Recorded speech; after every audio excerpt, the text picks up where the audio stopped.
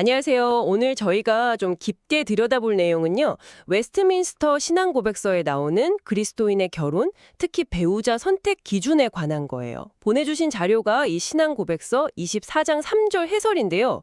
목표는 이 신앙고백이 제시하는 결혼 기준, 특히 개혁교회 교인들에게 해당되는 배우자 선택 지침을 좀 명확하게 이해해보는 겁니다. 바로 시작해볼까요? 자, 먼저 딱 눈에 들어오는 게 결혼이 법적으로 성립되려면 뭐가 필요하냐는 건데요.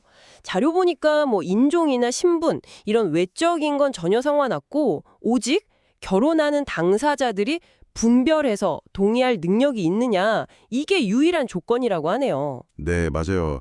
여기서 핵심은 그거죠. 그러니까 강요나 어떤 속임수 없이 자기 스스로 온전히 판단하고 결정할 수 있는 능력이 있냐는 거예요.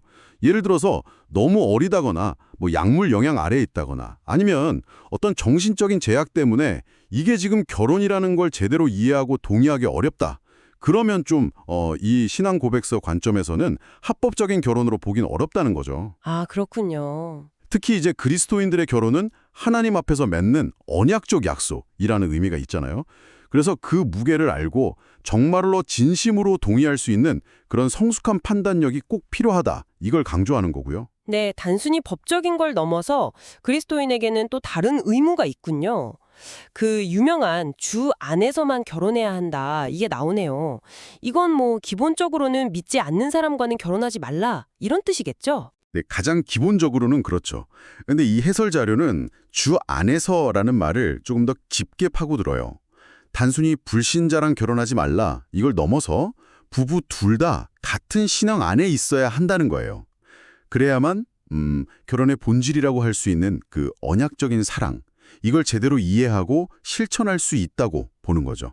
아, 같은 신앙 안에서 하나 되는 것. 네, 그래야 서로 돕는 배필로서 살고 또 자녀들도 신앙 안에서 키우고 뭐 교회를 같이 세워나가고 이런 결혼의 목적을 이룰 수 있다. 이렇게 설명합니다.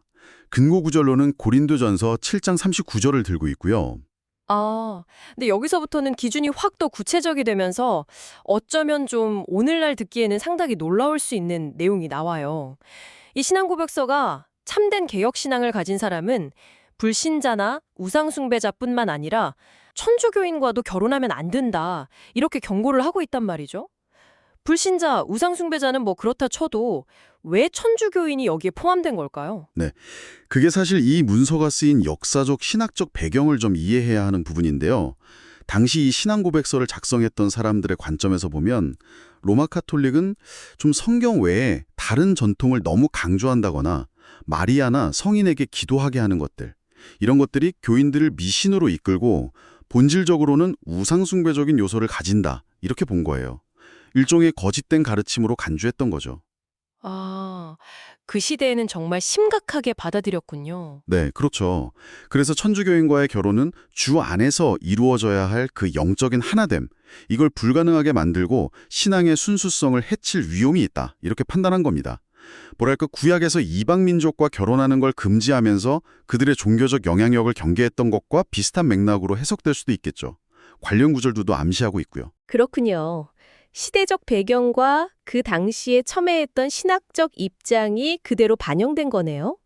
단순히 믿냐 안 믿냐를 넘어서 어떤 믿음을 가졌는지를 굉장히 중요하게 따졌다는 거잖아요. 맞습니다. 정확해요. 근데 금지 대상이 여기서 끝나지 않죠. 네, 더 있어요.